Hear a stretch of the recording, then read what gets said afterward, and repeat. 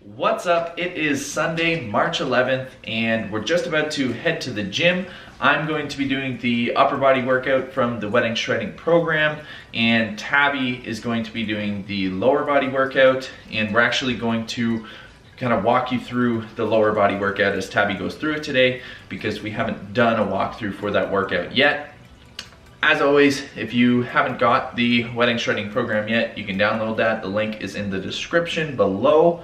Free download, free program. And then when we get back from the gym later, I'm actually going to be making some adjustments to my program just to help kind of speed up the results, and I'll kind of show you guys what's been happening up until now and what sort of adjustments I'm making and why. So that should give you some insight into the types of adjustments that you can make in order to speed up your results and kind of meet your goals. So that's the plan for today. Let's get to the gym.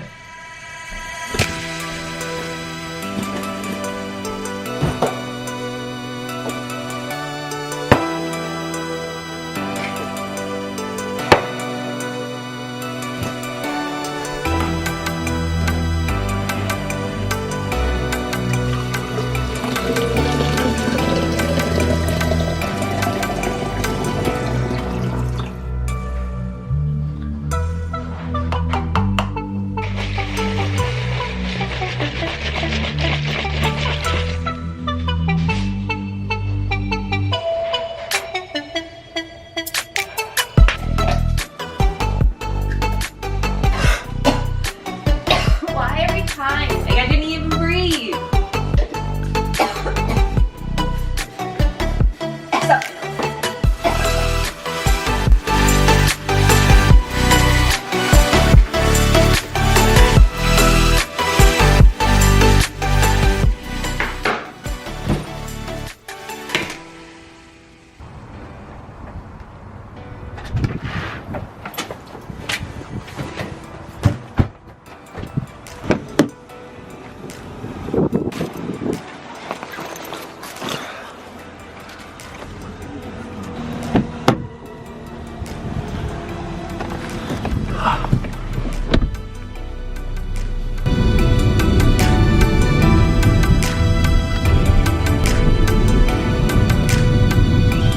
We all know that breakfast is one of the most important meals of the day, so we have to make sure we get a nutritious breakfast. Hi, what can I get for you? Hi, could I please get a chocolate dip donut and a maple dip donut? Okay, I'm gonna bring in a maple dip and a chocolate. Thank you.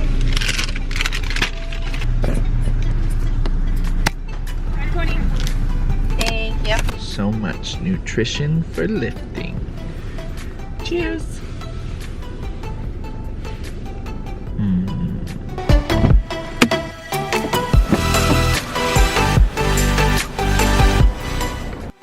All right, what's going on, everyone? We are here with a commentary for the lower body workout for this wedding shredding program. So as you can see, Tabi's just doing the bar here, which is 45 pounds. She had injured her quad, she'd strained one of those muscles and then had some issues with her hips, so she lost a lot of strength. So she's really just starting over from the beginning and has to build her strength back up. But as you can see here, she's squatting down just below parallel with the knees. So they're going just past 90 degrees.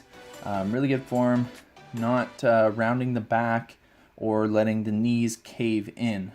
So that first exercise was 4 sets of 5 to 8.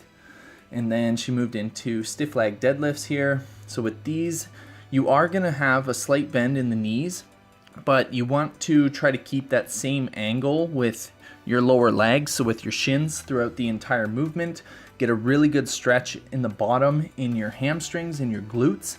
And then you wanna basically focus on flexing your hamstrings to pull the weight back up and drive your hips forward. You don't want to pull with your back. If you're feeling that exercise too much in your back, you might need to lighten the load up and just really focus on feeling the stretch in the hamstrings more. Next, moved on to walking lunges. So here, Tabi's actually taking a bit of a pause between legs. So she's going down, coming back up, and then moving the other foot forward. I explained to her on the second set of this, you can make these a bit more explosive, and right from when you put that front leg down, you drive off the heel in that front leg and push yourself forward right into moving your next leg in front of you. And then that way you should get some better activation again in your hamstrings and glutes. Next, moved on to barbell hip thrusts. Now this is one of the best lower body movements. Really helps build the glutes. This is by far the best glute building exercise. So especially all you ladies out there who want to build that booty for the bikini, this is a movement you definitely want to include and work your weight up in that and progress in strength with that. Next, we moved on to a seated hamstring curl. And so with this, you just want to get a good stretch at the very top of it. Again, drive through your heels and try to basically kick yourself in the butt and really flex those hamstrings to pull the weight down. Control the weight back up slowly and then contract hard on the way down again. And I believe this was for 3 sets of 10 to 12 reps. And then for the last exercise here, finished off with standing calf raises. Now with these, you want to take a second to pause at the bottom of the movement when your heel goes below the foot pad, and then flex really hard at the top, squeeze at the top, and slowly lower back down. And those, I believe, were sets of 15 to 20, but that is the complete lower body workout. Hope you guys enjoyed this commentary. Again, if you don't have that the program yet, you can get it in the link in the description below. Just click that and you can get the free download of the full program, and I will talk to you guys soon. Peace. All right, what is up? I hope you really liked that commentary of the lower body workout, especially if you if you're having any issues with that workout specifically, if you are unsure of any of the exercises. Hopefully it helps to just be able to see them perform properly. And if you guys do have any questions, just always remember you can comment right down below. Leave a comment, leave a question, and I will answer you guys as best as I'm able to. And so now I really just wanted to discuss how I've kind of altered the program a little bit. Now, initially the workout program with in the wedding shredding program is a 3-day program. So there's an upper body, a lower body, and a full body. And so what I've done, because I'm used to training 5 days a week, my body is kind of adapted to that, and that's what I've been doing for the past 3 years. I've adjusted the program so that I'm actually training about 5 days a week. Some days I'll, if a week's really busy, I'll only get in 4. But essentially the way I'm doing that, the way I kind of altered the program to meet my needs, because I am a bit more of an advanced lifter. I've been doing this for 10 years. Basically, I start out the week, I do the upper body workout, then the lower body workout, then the full body workout, and I usually do those 3 back to back to back. So like Monday, Tuesday, Wednesday, take a rest day, and then I repeat the upper body workout and the full body workout. Now, normally I would advise to repeat, the upper and the lower body, and then you're kind of hitting everything twice each week. But for me specifically, my legs they grow the fastest of any of my body parts. And so I really don't need that extra day. I don't need that extra frequency of training on my legs because they would just grow disproportionately to everything else. And so what I've done is repeated the upper body and the full body programs. And usually what I'll do is for any exercises that are like any of the compound exercises that are a barbell movement, so say the barbell bench press, for example, or what else? Barbell bench press, the incline press, even overhead press, things like that. If I'm repeating those twice in 1 week, usually what I'll do just to vary it up a little bit is the first day I'll stick with that barbell movement, and the second day I will do the same movement but with dumbbells. And so I also do that vice versa. So any things that are dumbbells in that first day, I will often switch to barbells, and that way I'm still getting some variation in my training, and it allows me to continue to train 5 days a week instead of the 3, and just work in a little bit more variability so that I'm not constantly doing the exact same movements over and over, because I find it's a little hard on the body to do the exact same movements multiple times each week, especially as a natural lifter. So that's kind of the main adjustment I've made with that.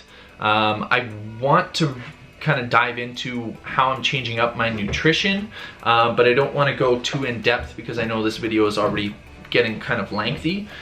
So essentially, up until now, I've just been kind of estimating my macros. Like, I have my sort of goal ranges, but I haven't been super strict with tracking them or trying to hit them right on the gram. I've kind of basically kept my protein between 200 to 225. Normally I would be aiming for 225 on the dot for protein, for me specifically, and then being at my body weight. And then my carbs, I've kind of fluctuated between anywhere between like 230 grams to about 260 grams. There's been quite a bit of fluctuation there. And then same with the fats, it's been from about 50 to 70 grams of fats. And so what I'm basically doing now, because we're only 8 weeks out from when we leave for the Dominican, I'm just tightening that up. So for this coming week, I'm aiming for anywhere from about 220 to 230 grams of protein.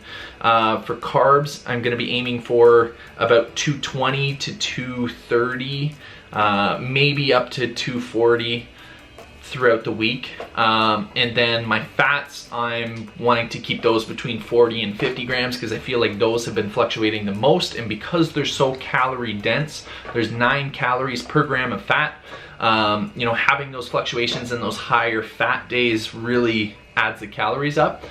And my weight hasn't been dropping as quickly as I had expected it to, so that's just kind of how I'm adjusting the program to meet my needs, speed up the results, and as I progress further into this cut, I'm going to get a bit more like specific about my macros and things like that, track things a little bit closer.